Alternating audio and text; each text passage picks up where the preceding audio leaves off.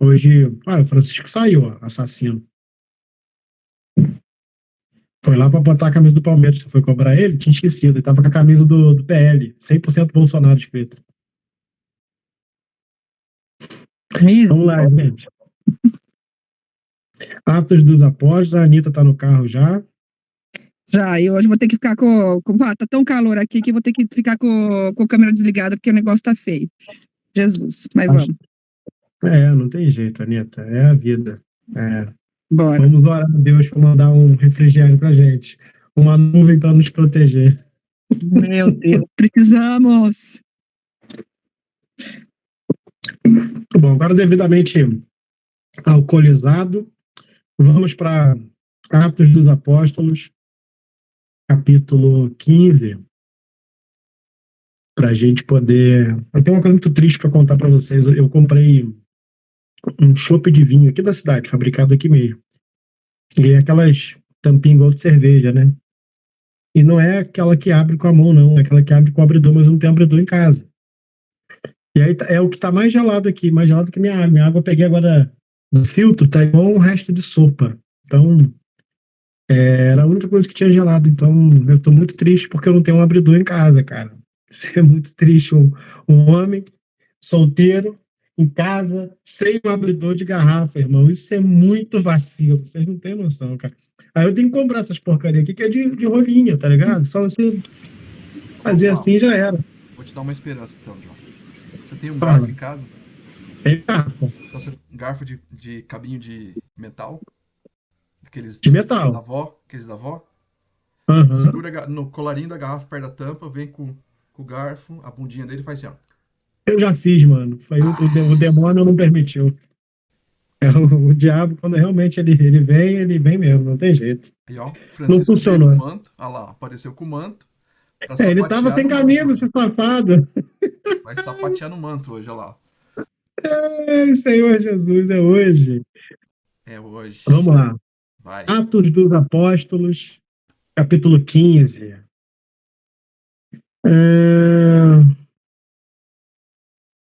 Então, alguns que tinham descido da Judéia, eles desceram da Judéia, eles eram originalmente judeus, ensinavam assim os irmãos. 2 pontos, ou seja, vai explicar o jeito que eles ensinavam.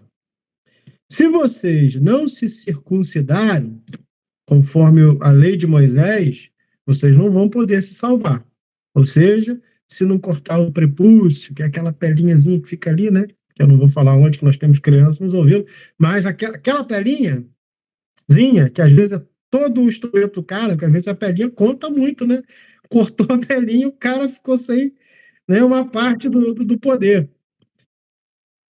E aí, cara, se vocês não fizerem isso, não cortarem a pelinha, vocês não vão poder se salvar, porque a salvação está na pelinha. Uma vez que Jesus teve a pelinha cortada, que é uma sacanagem do caramba, cortaram a pelinha de Deus.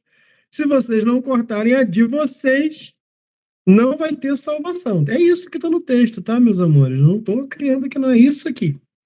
Tendo tido Paulo e Barnabé não pequena discussão e briga contra eles, resolveu-se que Paulo e Barnabé e alguns outros dentre eles subissem até Jerusalém, até os apóstolos e aos anciãos, para poder levar essa questão. Então vamos lá.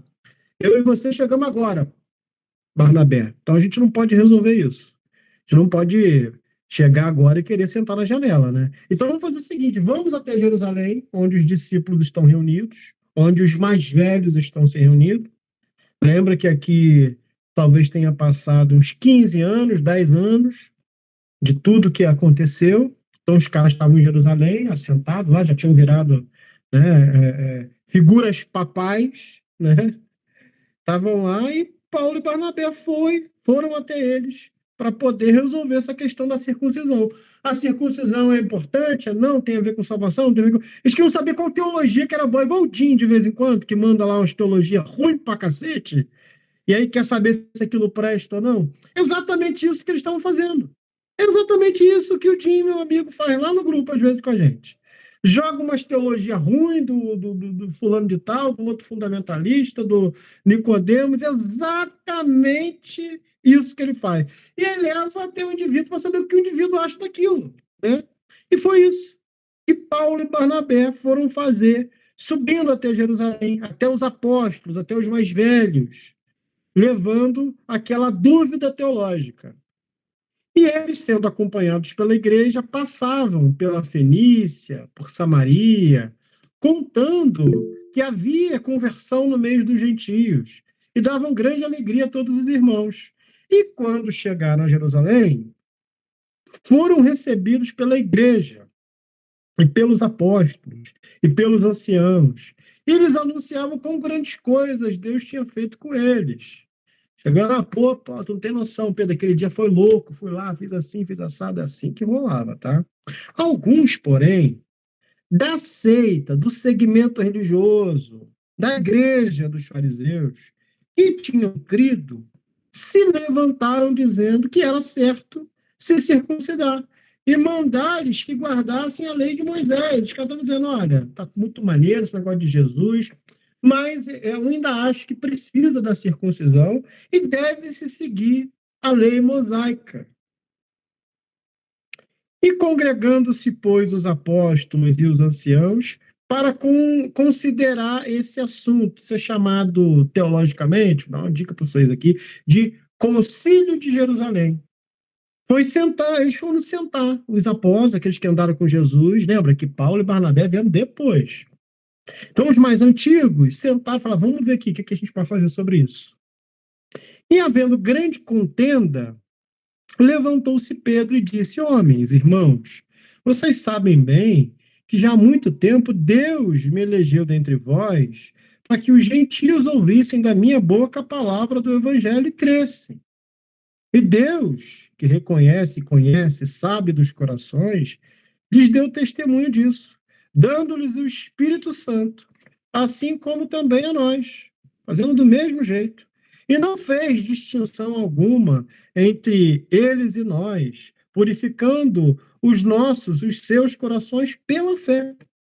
Agora, pois, por que vocês estão tentando a Deus, pondo a serviço dos discípulos um jugo que nem nossos pais, nem nós podemos suportar? Mas cremos que seremos salvos pela graça do Senhor Jesus, como eles também foram salvos pela graça. Então toda a multidão se calou e escutava a Barnabé e a Paulo, que contavam com grandes sinais e prodígios Deus tinha feito por meio deles no meio dos gentios. E havendo eles calado, respondeu Tiago, dizendo, homens e irmãos, ouçam-me. Simão relatou como primeiramente Deus visitou os gentios para tomar deles um povo para o seu nome. E com isso, concordam as palavras dos profetas, como está escrito, depois disso voltarei e reedificarei o tabernáculo de Davi, que está caído, levantá-lo-ei das ruínas e tornarei novamente a edificá-lo, para que o restante dos homens busquem ao Senhor e todos os gentios sobre os quais o meu nome é invocado, diz o Senhor, que traz todas essas coisas. Conhecidas são a Deus, desde o princípio do mundo, todas as suas obras.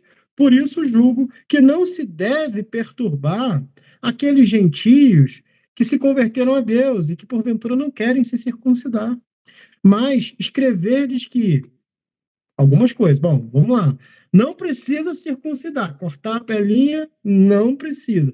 Mas eles devem se abster das contaminações dos ídolos, da fornicação e do que é sufocado, do que é morto estrangulado, e do sangue dos animais. Porque Moisés, desde os tempos antigos, tem em cada cidade quem o pregue, e cada sábado é lido nas sinagogas. Então, assim, o que Tiago falou? Tá muito extremo, galera. Muito extremo, esse negócio de ter que circuncidar gentio, muito extremo, guardar o sábado, essas coisas tudo. Vamos fazer o seguinte, vamos pedir para que eles se abstenham das comidas sacrificadas aos ídolos, da fornicação, né, daquilo que acontecia nos ambientes da bacanalha, que era comum ali no meio do mundo greco-romano, e daquilo que é sufocado, morto por asfixia, e do sangue dos animais. Vamos chegar num acordo aqui, vamos fazer um bem bolado para todo mundo ficar feliz. Foi o que Tiago propôs. Então pareceu bem aos apóstolos e os anciãos, com toda a igreja, eleger homens dentre eles a enviá-los com Paulo e Barnabé até Antioquia, a saber, Judas, chamado Barsabás, e Silas, homens distintos entre os irmãos. E por intermédio deles, escreveram o seguinte, 2 pontos. Os apóstolos e os anciãos e os irmãos, aos irmãos dentre os gentios que estão em Antioquia, na Síria, na Sicília, saúde para vocês. Porquanto ouvimos que alguns que saíram dentre vós vos perturbaram com palavras e transtornaram as vossas almas, dizendo que deveis circuncidar-vos e guardar a lei, não lhes tendo nos dado por mandamento essas coisas. Isso não foi a gente que passou. Pareceu-nos bem, reunidos concordantemente, eleger alguns homens para enviar para vocês, com os nossos amados Paulo e Barnabé. Homens que já expuseram as suas vidas pelo nome do Senhor Jesus Cristo, enviamos, portanto, Judas e Silas, os quais, por palavra, vos têm anunciado, vos anunciarão também as mesmas coisas. Na verdade, pareceu bem ao Espírito Santo e a nós não vos impor mais encargo nenhum. Vamos parar com isso, vamos parar com o negócio de lei, vamos parar com circuncisão, vamos parar com tudo isso. Senão, estas coisas que eu quero que vocês façam. Que vocês se abstenham de coisas sacrificadas aos ídolos e do sangue e da carne que é morto por sufocamento, por asfixia, da fornicação, dessas coisas, quais, né, que eu estou falando aqui, vocês vão fazer muito bem se vocês se guardarem disso. E que vocês passem bem. Tendo eles, então, se despedido, partiram para Antioquia e se ajuntaram à multidão e entregaram a carta para a multidão. E quando a multidão leu, se alegraram pela exortação. Depois Judas e Silas, que também eram profetas, exortaram e confirmaram os irmãos com muitas palavras. E, detendo-se ali algum tempo, os irmãos os deixaram voltar em paz para os apóstolos, mas pareceu bem a Silas ficar um pouco ainda por ali. E Paulo e Barnabé ficaram em Antioquia, ensinando e pregando com muitos outros a palavra do Senhor.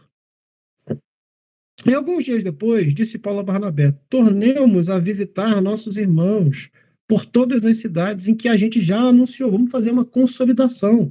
Já que a gente foi lá, pregou a palavra, vamos voltar lá, para a gente consolidar aquele povo, para poder saber como que eles estão. E Barnabé aconselhava que tomasse consigo a João, chamado Marcos, ou João Marcos. Mas para Paulo, né, parecia razoável que não tornassem consigo, não levasse João Marcos, aquele que desde a Panfilha se tinha apartado deles, e não os acompanhou naquela obra. Então Paulo falou, não, Paulo pegou um rancinho do João Marcos, sabe? Pegou um rancinho e falou, não vamos trazer ele não, porque ele foi lá pelo caminho dele, vamos a gente mesmo. E tal contenda houve entre eles, entre Barnabé e Paulo, que se apartaram um do outro. Barnabé levando consigo a Marcos, né, navegou para a região de Chipre. E Paulo, tendo escolhido a Silas, partiu encomendado pelos irmãos à graça de Deus. E passou pela Síria e pela Sicília, confirmando as igrejas, visitando lugares que eles já tinham ido antes. Então, a gente teve aqui o capítulo 15 de Atos dos Apóstolos, onde há o Concílio de Jerusalém, onde eles vão decidir se vão seguir estritamente a lei e manifestar a circuncisão no meio dos gentios, ou não, ou se eles poderiam apenas seguir, né, algumas diretrizes que foram aplicadas ali pelos apóstolos. Você vê que não teve muita liberalidade não, tá? Eles ainda colocaram algumas leis ali que era importante, ó, não comam alimento sufocado, não comam alimento com sangue, não façam a bacanalha, não participem da bacanalha, né? Até porque quem tem medo, sabe que o problema da bacanalha era outro, ali o negócio era sinistro, né? E não se alimentem de animais, do sangue dos animais, e não se corrompam, né? Ao praticar uma outra religião, uma religião dos ídolos que havia ali no meio do mundo greco-romano. E chegou a Derbe e a Listra, e eis que estava ali um certo discípulo, por nome Timóteo, filho de uma judia que era crente, mas de pai grego, do qual levavam bom testemunho os irmãos que estavam em Listra e em Icônio. Paulo quis que este fosse com ele, e tomando o circuncidou. Pô, aí tá. Olha que loucura. Paulo foi lá com o Barnabé. Vamos lá, gente. Vocês têm que me acompanhar. Quando a gente fala sobre a igreja de Atos dos Apóstolos, a gente está falando de um povo completamente estranho, cara. Paulo foi lá, brigou, recalcitrou, levou a questão até os irmãos que estavam em Jerusalém, para Pedro, para Tiago, para todo mundo que estava vivo. Olha, gente, será que a gente vai circuncidar ou não vai circuncidar? Aí o pessoal falou, não vai circuncidar. Tá bom, Paulo falou e circuncidou Timóteo. Vocês estão entendendo como é que tem ambiguidade, como é que tem relatividade, e que não dá para a gente pegar isso aqui como um manual de faça desse jeito. Eu comprei umas cadeiras, aquelas cadeiras de pezinho de madeira assim, e vem um manual, né? E diz que cada cadeira se monta em 5 minutos. Eu fiquei quase 1 hora na primeira cadeira, tentando montar a primeira cadeira. Eu não me considero uma pessoa tão burra assim, né, cara? Mas estava dizendo no papel que se montava em 5 minutos. Eu achei aquilo uma afronta. Então, a primeira cadeira eu terminei em 1 hora. E aí depois eu fui para a segunda, que já terminei em 30 minutos. E na última eu estava no cronômetro. Eu falei que se eu não fizer em 5 minutos, eu sou burro. Acabou. E assim, mano, que a gente faz. A gente é doido. A gente faz as coisas que não tem o mínimo sentido. Eu peguei o cronômetro, botei para rodar e não fiz em 5 minutos a última cadeira. E é isso, né? Me tornei um burro. Mas Paulo foi lá, arrumou uma briga danada, falou e circuncidou Timóteo. E não tinha nem obrigação, porque Timóteo ele era metade judeu, porque veio de uma mãe judia, mas era de pai grego. Então era um gentio. Era alguém que não era puramente de uma linhagem judaica. Então ele vai lá e circuncidou, por causa dos judeus que estavam naqueles lugares. Pô, ele já estava lá brigando com a circuncisão. Vocês estão entendendo como é que há ambiguidade e relatividade?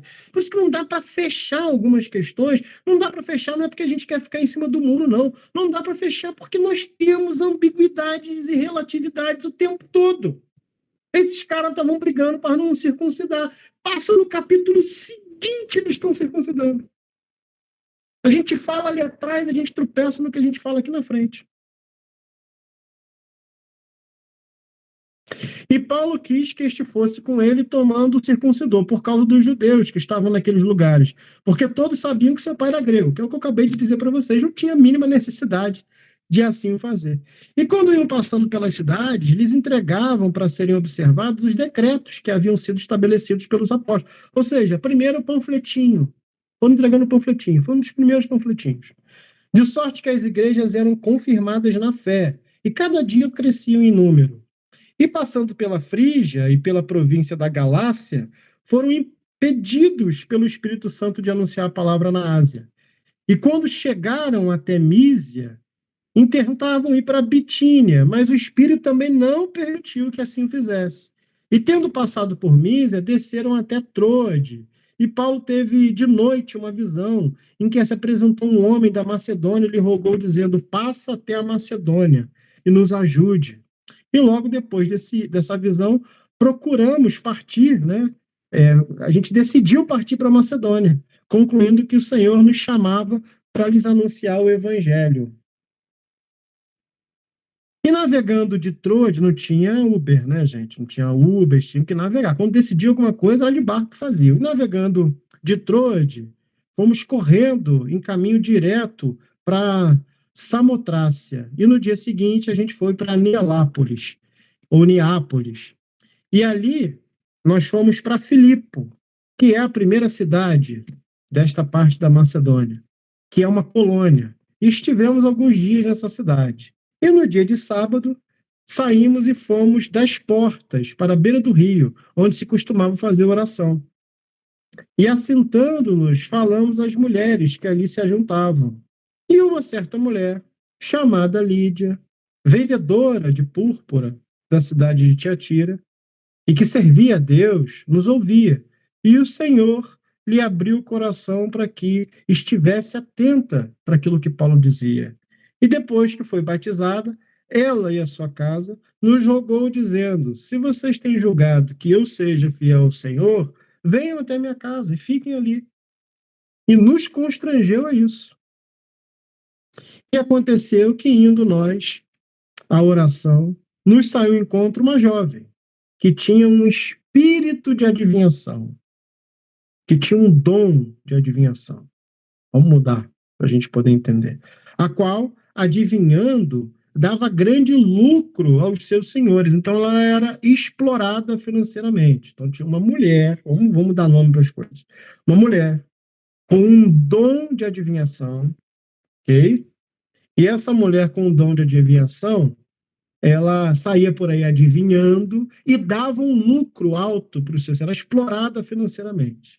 E esta, seguindo a Paulo e a nós, clamava, dizendo: esses homens que nos anunciam um caminho de salvação são servos do Deus Altíssimo. Não estava falando nada demais, estava só confirmando o que esses dois faziam. E isto fez ela por muitos dias. Mas Paulo, perturbado, não sei se isso vai estar na Bíblia, na tradução de vocês, mas está na minha, e Paulo, perturbado, voltou-se e disse ao Espírito: em nome de Jesus, te mando que saia dela. E na mesma hora, o Espírito saiu. E vendo os homens que exploravam essa mulher, os seus senhores, que a esperança do seu lucro havia se perdido, prenderam a Paulo e a Silas e os levaram até a praça, à presença dos juízes, dos magistrados. E apresentando-os aos magistrados, disse: esses homens, sendo judeus, estão perturbando a nossa cidade e nos expõem costumes que não é lícito para a gente receber nem praticar, visto que nós somos romanos, nós somos de uma outra cultura, de uma outra religião. Então aqui não pode essa transculturalidade, aqui é só as coisas romanas. E a multidão, se fosse um crente hoje em dia, ia falar que era perseguição contra a igreja, né? Fala. E a multidão se levantou unida contra eles, e os magistrados, rasgando-lhes as vestes, mandaram açoitá-los com vai. Então mandaram dar uma coça neles. Vamos lá, vamos resumir. Então arrancaram a roupa de Paulo, arrancaram a roupa de Silas, e deram as boas varadas no lombo deles, tá? E havendo-lhes dado muito açoite, os lançaram na prisão. Então depois que bateram, ainda prenderam, mandando ao carcereiro que os guardasse com segurança, ao qual, tendo recebido tal ordem, os lançou no cárcere interior e lhes segurou os pés no tronco, ou seja, tomaram varada, foram presos e amarrados pelos pés no tronco, tá? Só porque libertaram uma menina que era explorada financeiramente porque tinha um dom de adivinhação. E perto da meia-noite, Paulo e Silas oravam e cantavam hinos a Deus. Então deve ter botado o CD do Aline Barros, né? Os dois dentro da cadeia e começaram a cantar um louvor lá, cantar uma música. Ou qualquer outra, ou botaram 500 graus de puro fogo santo e poder, enfim. Botaram um louvor e começaram a cantar. Isso, né? Por volta da meia-noite. E, de repente, veio um grande terremoto. Então pode ter sido uma música pentecostal, com certeza. Veio um grande terremoto que os alicerces do cárcere se moveram e logo se abriram todas as portas e foram soltas as prisões de todos. E acordando o carcereiro e vendo abertas as portas da prisão, tirou a espada e queria se matar. Então o cara aqui já estava tendo um dia ruim. Deve ter chegado atrasado no trabalho, deve ter dado muito problema no dia dele. Porque ele viu que todo mundo estava tudo aberto, ele falou: bom, fugiu todo mundo, eu vou me matar antes que alguém me mate. Mas Paulo clamou com grande voz, dizendo: não te faças nenhum mal, que todos aqui estamos. E pedindo luz, saltou dentro, e todo trêmulo se prostrou ante a Paulo e Silas. E tirando-os para fora, disse: senhores, que é necessário que eu faça para ser salvo? Ou seja, chegou para o cara: o que eu faço? Qual é a parada? E eles disseram: crê no Senhor Jesus e será salvo você e a sua casa. Eles pregaram a palavra do Senhor e todos os que estavam em sua casa. E tomando-os ele consigo, naquela mesma hora da noite, levou-lhes até os vergões e logo foi batizado, ele e os seus. Nossa, aconteceu tudo muito rápido, né? Começa lá, eles botando o CD da Aline Barros, um CD pentecostal, e aí treme tudo, aí abre a cela, e o cara vai se matar, e Paulo impede, e ele diz, crê no Senhor, será salvo tu e tua casa, ele vai lá, leva, batiza todo mundo, tudo ao mesmo tempo, tá, gente? Aqui é meia-noite e um ainda, tá? Meia-noite da merda, meia-noite e um já tá estoporando tudo isso. E levando-os a casa, lhes pôs à mesa, e alegrou-se de que com toda a sua casa havia crido em Deus.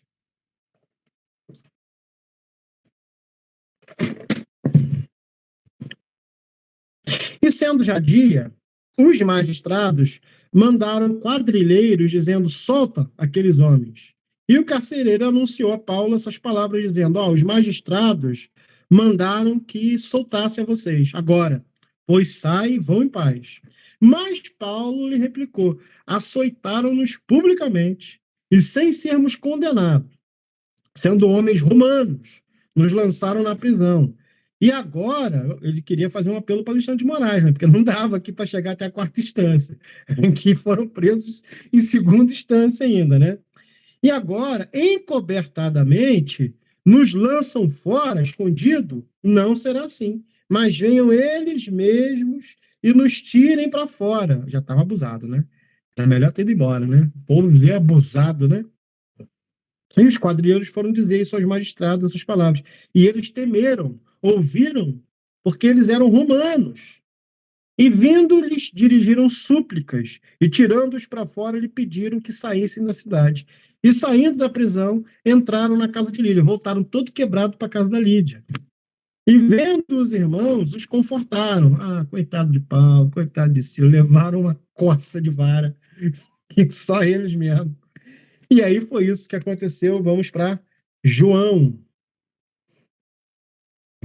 Caraca, muita loucura, né, gente?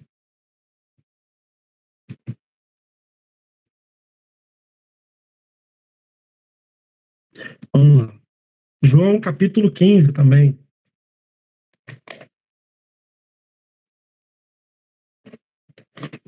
Discurso de Jesus, ok? Jesus vai dizer: eu sou a videira verdadeira, e o meu pai é o lavrador. Todo ramo em mim que não dá fruto, atira e limpa toda aquela que dá fruto, para que dê ainda mais fruto.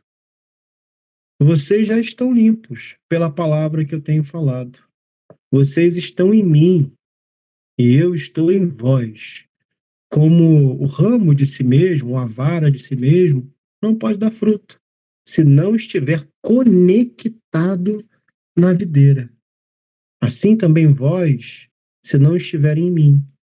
Eu sou a videira verdadeira, eu sou a videira. Vocês são os ramos. Quem está em mim e eu nele, esse dá muito fruto. Porque sem mim, vocês não podem fazer nada. Sem mim, desarraigados, desconectados, vocês são só um ramo. Vocês vão secar e vão morrer. É importante estar conectado em mim, é importante estar conectado nas minhas causas, é importante estar conectado naquilo que eu fiz, é importante estar conectado na minha pessoa, não no meu nome, como alguma coisa que você faz, como por mandinga, por simpatia. Não está conectado àquilo que dizem sobre mim, mas àquilo que eu sou. E sendo aquilo que eu sou, vocês mostram que estão conectados a mim. Se vocês estivessem, ou se vocês estiverem em mim, e as minhas palavras estiverem em vós, vocês vão pedir tudo o que vocês quiserem e lhe será feito. Mas tudo, eu quero uma bola quadrada. Aí você está mostrando que não está nele, porque pedir idiotice, porque daqui a pouco vem um no final da aula e fala tudo que eu quiser, eu vou pedir então. Aí você não está conectado a Jesus, né, querido? Vamos ajudar o pai, porque vai surgir um no final da aula, sempre surge. Surge um e fala assim: então eu vou pedir uma bola quadrada, vou pedir um dinossauro. Ajuda o tio também, né? Se todo mundo se ajudar, a gente não toma comprimido para dormir. Né? Se todo mundo se ajudar, a gente não precisa pagar terapia sempre, a gente paga de 15 em 15, né? Então, se vocês estiverem em mim e as minhas palavras estiverem em vocês, vocês vão pedir tudo o que vocês quiserem e será feito. Nisso é glorificado meu Pai, que deis muito fruto, e assim vocês serão conhecidos como os meus discípulos. Como o Pai me amou, eu também amei a vós. Permanecei no meu amor, fiquem no meu amor. Se vocês guardarem os meus mandamentos, vocês vão permanecer no meu amor. Do mesmo modo que eu tenho guardado os mandamentos do meu Pai, e eu permaneço no seu amor. Tenho-vos dito isso, para que o meu gozo, a minha alegria, permaneça em vós, e o vosso gozo, a vossa alegria seja completa. O meu mandamento é esse, 2 pontos. Que vocês amem uns aos outros, assim como eu vos amei. O meu mandamento, teu mandamento é esse. Que vocês amem uns aos outros, assim como eu vos amei. Do mesmo jeito, com a mesma intensidade, com a mesma força. Ninguém tem maior amor do que esse, que é dar a alguém a sua vida pelos seus amigos. Vocês serão meus amigos se vocês fizerem aquilo que eu mando. Não vos chamei de servos. Eu não quero chamar vocês de empregados. Eu não quero chamar vocês de escravos. Eu não quero chamar vocês de servos. Porque o servo não sabe aquilo que seu senhor faz. Mas eu tenho chamado vocês de amigos, porque tudo quanto ouvi do meu Pai, eu tenho feito vocês a conhecer. Não escolheste vós a mim, mas eu escolhi a vós. Eu vos nomeei para que vocês vão e deem fruto, e o vosso fruto permaneça, a fim de que tudo quanto em meu nome vocês pedirem ao Pai, eu vos concedo. Isso vos mando, que vos ameis uns aos outros. Aqui, novamente, tudo aquilo que pedis ao meu Pai, eu conceda. Aí, bola quadrada, dinossauro, né? Nada disso. Ganhar na Mega Sena. Vamos parar, né? A gente tem que só passar da vida para a morte, né? Então, vamos transpassar isso aí. Se o mundo vos odeia, sabei que primeiro do que a vocês, ele odiou a mim. Se vocês fossem do mundo, o mundo amaria vocês e amaria o que era seu. Mas porque não sois do mundo, antes eu vos escolhi do mundo, por isso que o mundo odeia vocês. Lembrai-vos da palavra que vos disse. Não é o servo maior do que o seu senhor. Se a mim me perseguem, se a mim me perseguiram, também vos perseguirão a vós. Se guardaram a minha palavra, também guardarão a vossa. Mas tudo isso vos farão por causa do meu nome, porque não conhecem aquele que me enviou. Se eu não viera, nem lhes houvera falado, não teriam pecado, mas agora não tem desculpa do seu pecado. Aquele que me odeia, odeia também o meu Pai. Se eu, entre eles, não fizesse tais obras, quais nenhum outro tem feito, não teriam pecado. Mas agora vocês viram as obras e me odiaram, e odiaram a mim e ao meu Pai. Mas é para que se cumpra toda a palavra que está escrita na sua lei, que odiaram-me sem causa alguma. Mas, quando vier o Consolador, que eu, da parte do Pai, vos hei de enviar, aquele Espírito de verdade que procede do Pai, lhe testificará de mim. E vós também testificarei, pois estivestes comigo desde o início. Só até aqui. Vou abrir o espaço para vocês poderem perguntar, falar, tirarem dúvidas, contando que não seja as últimas 2 dúvidas que eu já disse que eu não vou responder, porque aí vocês também não estão me ajudando. A gente quer parar de tomar remédio, a gente quer parar de fazer terapia semanal. Vocês precisam ajudar a gente, que o dinheiro não está dando. Então vamos caminhar para essa glória, amém? Então podem levantar a mãozinha, assim, quem deseja, e assim vocês podem fazer as perguntinhas. Caso tenham dúvida, né? Se não tiver, é ótimo também.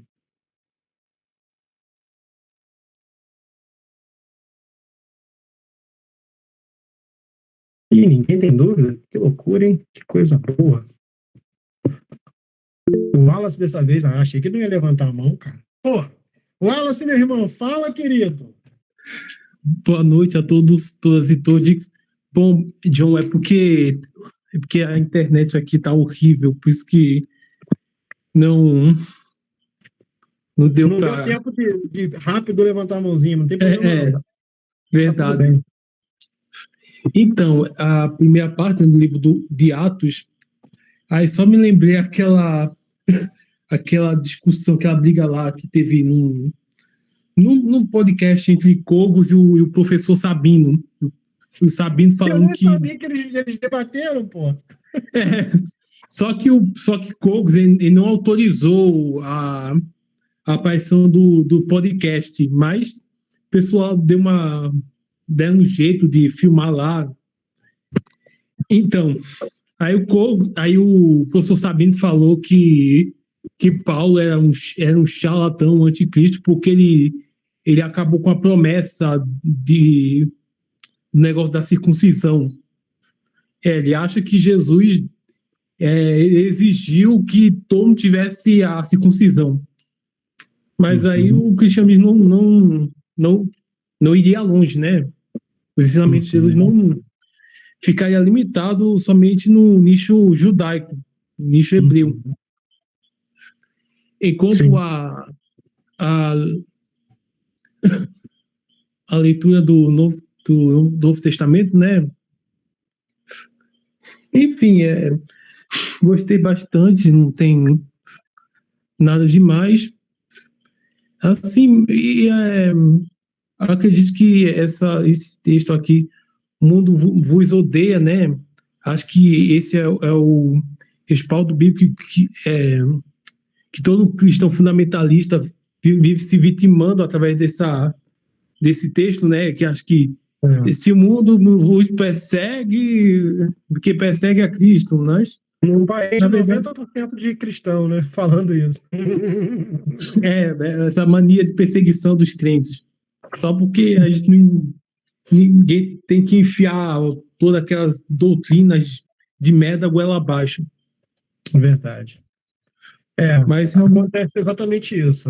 Para os judeus, o apóstolo Paulo vai ser um charlatão, porque ele acaba com a tradição da circuncisão, né, mano? Então, para os judeus ainda tem que circuncidar o 8º dia, é isso mesmo, tá ligado? Então, o professor Sabino, a partir da perspectiva dele, né, ele tá certo, né? Agora, a partir da perspectiva do cristão, né, do rompimento de Jesus com preceitos da lei, do contato de Jesus com gente que não tinha compromisso com a circuncisão, e o tratamento de Jesus com essas pessoas, a forma com que ele interagiu, demonstra que a preocupação dele não era essa, né? Então, graças a Deus, tudo tranquilo.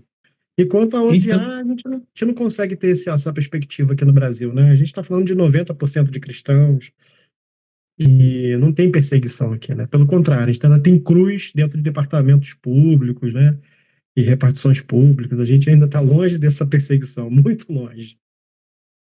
enfim, eu convido, né, todo mundo tiver uma oportunidade de ver no YouTube, né, essa Eu discussão convido que entre vocês não Cogos e vejam, Sabino. gente. Por favor, o Cogos e o Sabino não vai dar. Vocês vão morrer de rir. O Cogos chama José de corno. O Cogos fica puto. Pô, mas aí não dá, né? Pra ofender os irmãozinhos, né? Não vale a pena. Não vale a pena. Principalmente esse nível de fé aí, né? Não dá. Não, pra mim, coitados. Mais alguém, meu povo, que tem alguma dúvida acerca do texto? Texto muito autoexplicado, né? Graças a Deus. Não dá para ficar muito perdido nele. Mas. Anderson, meu irmão, pode falar. Boa noite, John. Tá me ouvindo bem? Boa noite, meu querido. Paz. Desculpa aí pelo barulho, é que eu tô no trabalho. É inevitável aqui, tá? Fica tranquilo. Eu vou tocar no assunto porque a gente aprende na igreja que o espírito de adivinhação que aquela jovem tinha era um espírito maligno, né? Uhum. e que Paulo expulsou aquele espírito. E eu percebi que você até trocou o termo por dom, Uhum, né? Ao invés de um espírito de adivinhação, que é o que a gente aprende na igreja. uhum. Verdade. O que realmente era esse fenômeno? Era paranormalidade? Eu queria entender um pouco, porque eu entendo que Paulo livrou aquela jovem que era oprimida, né, por aqueles homens que se aproveitavam, vamos dizer, do dom que ela tinha, né? Sim. E eu entendo que ele livrou aquela jovem de uma certa forma. Mas o que aconteceu ali? Era um dom? Era um espírito maligno? O que era esse fenômeno? Muito boa pergunta, irmão. Quando a gente vê a palavrinha pneuma, que é a palavra espírito, né? Que vem essa respiração, né? Por isso que a gente tem a pneumonia, né? Quando a gente não está conseguindo, né? Por conta da ocupação do pulmão, a palavra pneuma ela sempre vai ter uma designação posterior, né? Então ela é quase que um prefixo de um sufixo. Ela vai vir com pneuma acátarton, que é espírito de imundície, pneuma alalon, aí que vai dar a entender de espírito surdo, mudo. A gente tem, várias vezes essa palavrinha aparece, por várias vezes no texto. E tem a ver com algo que é algo de conhecimento, algo de que se sabe o que que é. Ao mesmo passo que a palavra daimonium é um mal sem nenhum tipo de explicação, daimon, daimonium, daimonizomai, tem a ver com mal sem explicação, que é quase que uma referência aos djinns, aos gênios, né?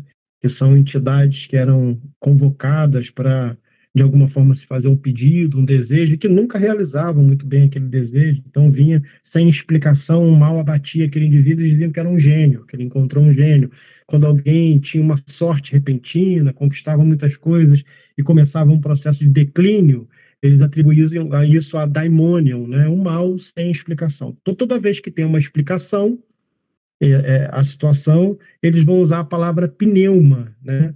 E todas as vezes que aquilo não tem explicação, eles vão usar a palavra daimon ou daimonium, né? Então, como isso tem explicação, o espírito que aquela menina tinha, o dom que ela tinha, o saber, o conhecimento que ela tinha, era um conhecimento de adivinhação, eles usam a palavra pneuma. A igreja, né, viciada, depois do cinema, do filme O Exorcista, de tudo aquilo que acompanhou essa mística, ela atribui toda vez que aparece um espírito de tal coisa, espírito de tal coisa, já acha que é um espírito mesmo, a nível de kardecismo, né, de Chico Xavier, que vem ali um espírito obsessor, né? Mas os gregos não tinham esse pensamento. Os escritores do texto estavam apenas tentando dar nome para aquilo que estava acontecendo. Então a menina tinha um dom de uma habilidade de adivinhação. Assim como alguém pode ter o dom da impureza, né?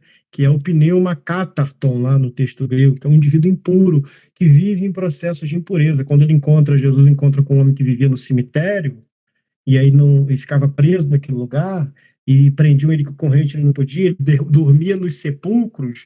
O autor do texto escreve pneuma catarton, ele tinha um espírito de imundície, ele tinha um dom, ele tinha uma percepção, ele tinha uma liberdade de exercer a impureza naquele lugar. Então, é daí que a gente tem a diferença entre uma coisa e outra. E o que a igreja fala é uma grande bobagem, né? Uma igreja mística, boba, bobada, que vive nesses preceitos ainda completamente neandertais, né? O que havia ali, de fato, era um dom que uma menina tinha, um dom de algo provavelmente paranormal, ou seja, não está dentro da normalidade, e que existe um tanto de outras pessoas, talvez gente aqui, que tem alguma percepção para além da normalidade, e isso não pode ser demonizado, né? Não é porque você tem uma percepção, porque você sonhou e aconteceu, porque você teve uma premonição, que você é um endemoniado, entende? É simplesmente alguém que controlava um dom de adivinhação. Basicamente isso. Nada para além disso, e para além disso, se a gente for tentar cavucar, vai ser só ir para além daquilo que o texto está dizendo. Certo. O texto, John, ele diz que isso, de uma certa forma, incomodou Paulo, né? Uhum. Eu Que enxergo que... incomodaria a mim também, porque é chato, né? Você tá andando para falar, esses caras aí são de Deus mesmo, hein? Imagina você passar dias e dias com alguém atrás de vocês falando isso. Sim, mas você acha que Paulo, o que moveu a atitude de Paulo foi o desejo de Paulo de ver ela livre daquela situação de abuso daqueles homens, ou só pelo fato de ele ter se incomodado Cara, dela falar, dela ter... o texto não vai muito por esse caminho de que Paulo tinha qualquer saber antecedente acerca da história dessa mulher, né? Parece que depois o autor do texto explica qual era a situação dela de exploração. Me parece que ele ficou muito incomodado com ela andando atrás dele e profetizando, falando: esses caras aí são de Deus mesmo, esses daí são de Deus. Parece que ele ficou incomodado com isso. É o que dá a entender, porque não sei se vocês repararam, mas o texto muda de pessoa. No começo, o texto está narrando como alguém que está vendo. Depois, a narrativa começa de como um indivíduo que está dentro da história. Ele muda de pessoa no meio do texto. Então, percebemos que, vimos que, né? E aí, diferente do que Paulo fez, Silas fez, um texto muda de pessoa, né? Então, me parece que ele estava mais incomodado com a situação daquela mulher vindo falando um monte. Agora, é o que parece no texto, né? Mas existem os periféricos do texto que vão trazer essa perspectiva que você está dizendo da libertação de uma jovem escravizada dentro de um contexto ainda machista, de exploração, de escravidão e por aí vai. Entendi, John. Muito obrigado. De nada, meu irmão. Tamo junto. Anitta. Boa noite, gente. Boa noite. Minha dúvida é o seguinte: nesse último texto de João que a gente leu, Jesus fala sobre os frutos, né, que darem frutos. A minha dúvida é a seguinte: na igreja que eu frequentava, dar frutos era fazer as outras pessoas virarem crente. Tá? Então, e eu nunca achei que seria isso. E isso eu fiquei com dúvida. Que tipo de frutos? Os frutos seriam, tipo, agir como Jesus ensinou? Qual que seria o contexto desse darem frutos desse texto? Legal. Muito bom, Ana. Sim, para a igreja hoje, até hoje, tá? Não é só a sua igreja não, tá, Anitta? Quanto mais gente você leva para ser crente, você aumenta a receita da igreja. Tem uma chave ali bem importante de ser analisada, né? Aumentar a receita da igreja, aumentando a quantidade de pessoas. Você alcançando uma pessoa, você alcança talvez umas 2, 3, através do processo da conexão familiar ali, né? Dos familiares. Então, uma vira 2, 3, 4, 5, 10. E esse é o processo que a igreja utiliza hoje para avaliar. Jesus vai falar que os frutos, né, em todos os outros textos, né, tem a ver com misericórdia, tem a ver com mansidão, tem a ver com amor, tem a ver com cuidado, e não tem nada a ver com isso, né? Dar frutos é manifestar os frutos do Espírito, é manifestar o amor, a paz, é manifestar o cuidado. Isso não tem muito a ver com trazer gente para a igreja, até porque a gente está falando ali de um período que não tem nem igreja ainda, entende, Anitta? Que a gente tem são sinagogas, né? Então Jesus não pode estar falando de uma coisa que ainda nem aconteceu, né? Então ele está falando de questões subjetivas. Então a gente é muito manipulado, porque eu vivia numa igreja em célula e a gente, vocês têm que dar fruto, vocês têm que dar fruto. E eu falava assim, mas eu não consigo converter ninguém, e nem gostava, porque eu acho chato isso. Então, nossa, é libertador ouvir isso, porque a partir do momento são os frutos do Espírito, a misericórdia, né, um monte de coisa, é possível. Sim, claro que é. Você Deus tornou mais... tudo muito fácil. Deus fez tudo facinho, Anitta. Que fosse difícil, a gente não conseguia, tá?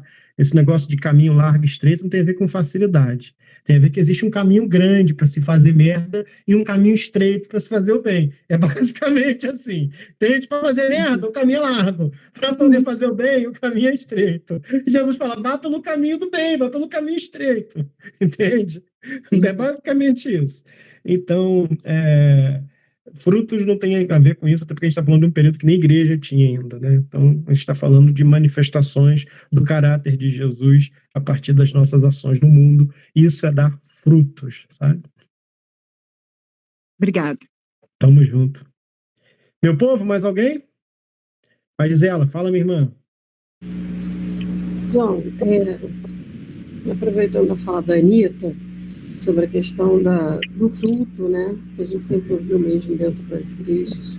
Ah, tem que dar fruto. Eu sempre entendi os frutos do Espírito. Isso seria para mim, né? Era uma coisa que era autoexplicativa. Mas quando você fala, né, e a gente lê esse texto aí que você disse que é autoexplicativo, é muito autoexplicativo, me assusta um pouco, não a mim, mas ao povo que está dentro da igreja. E como a Anitta falou, como a gente é manipulado, John, porque... E eu fico assim, como que a gente faz para que essa pessoa entenda realmente a palavra, né? O que realmente dá o fruto? Porque as pessoas carregam uma culpa absurda. É uma culpa que a gente carrega, é uma opressão que a gente carrega. Essa questão da circuncisão, né? Quando eu me converti, isso eu falava dentro da igreja, tem que circuncidar, tem que fazer. Você não pode ter isso, irmã, graças a Deus, né? Não, graças a Deus. Mas, tipo, quando eu tive meu filho, ele por acaso circuncidou, não porque era um mandamento, ele estava fazendo ali, teve que fazer uma cirurgiazinha, né, no saquinho dele com um pouquinho de água, aí o médico, que foi indicado por uma médica dele, que era Vacilão, né? falou assim, então vamos circuncidar, não sei o quê. Eu achei, mas tudo bem. Eu falei assim, é higiênico, vamos lá, tá? Tá, já tá lá, vamos embora. Aí ele é circuncidado, mas por uma questão pontual, não porque fosse uma exigência. Mas, assim, eu acho isso muito louco, como você disse, essas ambiguidades, e como isso atrapalha o entendimento e você entender de fato, porque você falou muito claramente qual foi o mandamento de Deus, de Jesus: amar uns aos outros. Acabou. O resto é moda que a gente inventou. Gente, para mim, assim, é isso. Qual foi o mandamento de Jesus? Amar. Estender a mão, sacrificar pelo seu irmão. O resto é dogma, não é não, John? Tô falando merda. É isso mesmo, né? Jesus vai dizer um pouco para além da lei, né? Que a lei é amar uns aos outros, né? Como eu vos amei, é um mandamento de Jesus, né? Porque a lei é ama uns aos outros como a ti mesmo. Isso que a lei manda, né? Ame a Deus acima de todas as coisas e o próximo como a ti mesmo. E Jesus vai falar, não. Porque tem gente que está se degladiando, que está se matando, que não está se amando. Então, se eu não me amo, eu não vou conseguir amar o próximo. Vamos fazer o seguinte, vamos dar um parâmetro para esse indivíduo, porque o parâmetro, quando está no indivíduo, acabou, mano. Porque se você se odeia, se você se detesta, vai ser assim que você vai fazer com o outro. Ele vai dizer, não, vou dar um parâmetrozinho possível para vocês. Amem uns aos outros como eu vos amei. É isso. Porque não há amor maior do que aquele que dá a vida pelos seus amigos. Ele vai dizer um pouco antes. Então, a gente está vivendo num mundo que está tornando muito complexo, né? Eu fico vendo, às vezes, algumas questões que surgem no meio da gente, que ninguém estava perguntando sobre aquilo, alguém levanta a questão, aquilo vira uma dúvida do mundo inteiro, e era uma dúvida que você não tinha até aquele momento, que não tinha problema de não ter aquela dúvida. São pessoas que estão levantando problemáticas, para serem eles aqueles que resolvem o problema. Eles não estão... Exato, eles não estão tentando trazer nenhum tipo de solução para a vida humana, a nível de que o indivíduo está com uma angústia enorme, está com os 2 pés lá para fora da janela e que ele deixe de pular por aquilo. Está trazendo um monte de badalhoca, um monte de bobagem religiosa, que não faz coro com nada daquilo que Jesus trouxe para a gente como referencial. Ou seja, ele é o criador do problema, e aí fica fácil dar uma solução. Porque se ele que criou o problema, a solução fica fácil, sabe, mano? Qualquer solução que ele trouxer para o problema dele, está resolvido. Claro. Ele vai Difícil é encontrar a gente para caminhar juntos, né? Caminhar junto, para comer 1 quilo de sal, para caçar os teus sapatos, para sentir as tuas dores, para se compadecer dos seus momentos de fraqueza. Aí é complicado. Agora, para criar problema para você resolver depois, cara, pode ter um monte por aí. Né? E aí acontece do mesmo jeito que acontecia nesse momento aqui, em Atos dos Apóstolos, capítulo 15, acontece até hoje. São dúvidas teológicas, o que aconteceu foi uma dúvida teológica, será que a gente vai seguir a lei ainda, ou a gente vai trazer uma nova perspectiva a partir daquilo que a gente aprende de Jesus? Bom, a gente tem que consultar. Só que o problema é quem que essas pessoas estão consultando hoje em dia, entendeu, José? Exatamente. O problema está no quem. Isso. Aí entra aquilo que eu te falei. É muito complicado, porque se você vai numa igreja e você vai perguntar para quem, você acabou de também trazer uma outra questão. Você estava gerando fruto para trazer receita para a igreja. Existe uma outra intenção por trás. Sim. Né? E aí você fica perdido, meu Deus, para quem eu vou? Né? Então, para Jesus. A igreja hoje é um lugar que aponta para Jesus, algumas delas. Mas ela não é Jesus, então tem que ir para Jesus. Primeiro vai para Jesus e depois se encontra numa igreja. No lugar aí tanto faz. Esses dias eu fui no culto da Lagoinha de novo, aqui em Friburgo. O cara me chamou para ir, mas insistiu. Eu falei, eu vou depois da música, se você me permitir, eu chego depois da música. Aí cheguei depois da música, teve um culto horrível, dá vontade de rasgar a roupa e sair correndo pelado no púlpito. Mas eu fui lá, ouvi, orei, encontrei um momento de meditação, de tranquilidade, encontrei Jesus naquele lugar, porque tem um monte de pessoinha ali que ama Jesus e que está naquele lugar, numa boa, sem crise nenhuma, né? Sem arrumar nenhum tipo de problema, sem ficar me coçando, porque a paz ela reside em mim. Então não importa onde eu esteja, não importa com a circunstância, a paz que me habita, ela me envolve, ela me cobre e me protege das idiotices. É simples assim. Você ter a paz que excede todo o entendimento e que te protege das idiotices externas é a melhor coisa que tem. Aí você conversa com bolsonarista, você conversa com Bolsonaro, você conversa com todo mundo, você vai participar de todos os aspectos que o mundo tem, de todas as camadas e as gavetas que o mundo tem, porque você já carrega a paz te habita. E uma vez que ela te habita, não importa o que tiver em volta ali. Dá uma chatice de vez em quando, dá vontade de sair correndo, dá vontade de ir para a rua tomar um porre, dá. Mas o que a gente faz? A gente respira, a gente traz a paz para o coração, a gente faz como nos ensinou os apóstolos, levando cativos os pensamentos até Jesus Cristo. É assim que a gente vai exercendo a bondade no meio que a gente está inserido, sem surtar. Isso que você está falando é muito importante, porque eu vou dar assim, não vou falar muito mais para gente de exploração, porque eu sei que eu falo demais, mas eu adoro falar, tá, John? Tá tudo bem. Tudo que eu fico por tudo final. O que acontece? Hoje, eu posso dar testemunho, pessoas, que eu falo para vocês. Eu estava com 2 bolsonaristas na minha casa, fazendo um trabalho, o John sabe. E foi, assim, um desafio muito grande. Eu manter a minha paz, meu réu primário, diante das idiotices, das loucuras. Cara, assim, é um mundo paralelo mesmo, gente. Não tem como explicar isso, não sei explicar, isso é uma outra história, não vou deixar aqui. Mas é um mundo paralelo, louco, esquizofrênico, enfim. E eu conseguia me manter em paz. Somatizei, porque nós somos humanos. Eu tinha vontade de socar, gritar, e sai daqui, não podia fazer, mas agora eu conseguia que eles não estivessem mais aqui dentro de uma forma coerente. E eu me sinto muito aliviada e feliz, porque você acabou de dizer sobre a paz. A pessoa, ela posta, né? Ela faz parte do meu Instagram e às vezes eu entro, porque estou ali nas várias bolinhas e acontece de eu abrir sem querer. Gente, antigamente eu ficava muito irada, eu ficava com muita raiva. E eu estou conseguindo rir, John. Estou conseguindo rir. Eu não ri dela, ri assim.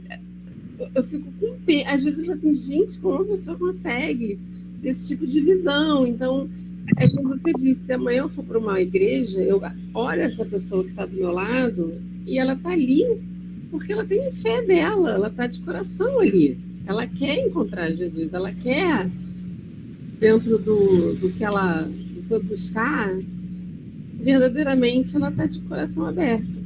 Mas tem horas que você tem vontade, como você falou, de sair correndo, arrancar roupa, jogar Coca-Cola na cara, daquela boca, entendeu? Tipo, não dá, não dá.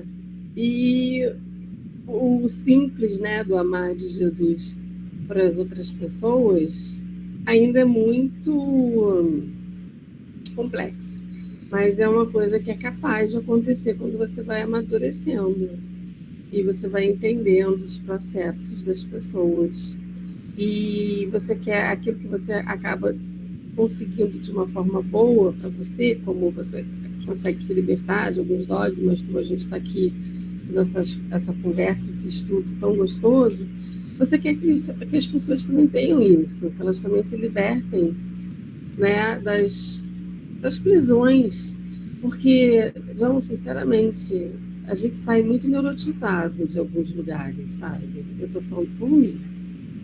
E você desfazer isso na sua cabeça, você tem que ter muita fé, muito amor.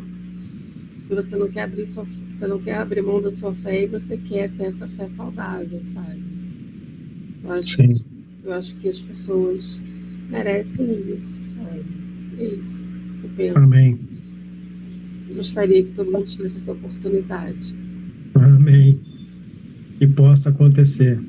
Gente do céu, vamos orar para a gente encerrar, porque já é a nossa hora e hoje eu ainda tenho que fazer coisinhas do trabalho novo, que tá...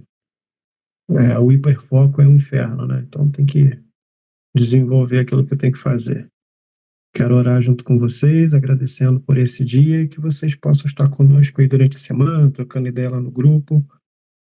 Vamos orar. Senhor Deus, obrigado por esse momento de reflexão, que a gente possa colocar as nossas angústias, as nossas questões todas diante do Senhor e que sua paz, que excede todo o entendimento, todos os saberes, todas as interpretações, a sua paz que transcende tudo aquilo que a gente consegue perceber com o cognitivo, possa nos ocupar durante a nossa semana, nos fazendo transcender. Obrigado, Jesus. Obrigado por esse momento. Obrigado por cada irmãozinho que está aqui, que o Senhor possa abençoar a família, os filhos, os netos, os irmãos, os pais, as mães, todos que estão aqui hoje conosco possam levar essa bênção, que é a bênção de se saber filho de Deus, agraciado, amado, diante de um mundo que resolveu que amar já não importa mais, que nos importe amar, e como diz o poeta, que amar e mudar as coisas nos interesse muito mais. É assim que eu oro, te agradecendo, te pedindo que o Senhor derrame em nós a tua misericórdia e o teu amor. É o que eu oro essa noite, em nome de Jesus. Que a graça de Deus, o nosso Pai, o amor de Jesus Cristo, o Filho de Deus, e as doces consolações do Espírito Santo esteja na vida de vocês hoje, amanhã e para todo sempre. Em nome de Jesus. Amém. Amém, meu povo? Amém. Boa Beijo noite. para vocês, estamos juntos. Eu vou ficar aqui chorando que eu não consigo abrir meu chopp de vinho. Não vou tentar abrir de maneira não convencional, porque pode ser que eu cometa acidentes. Eu tenho todo o potencial de fazer isso. Amanhã eu vou comprar um abridor, cara, que é a melhor coisa que tem. Em nome de Jesus, beijo. Tchau.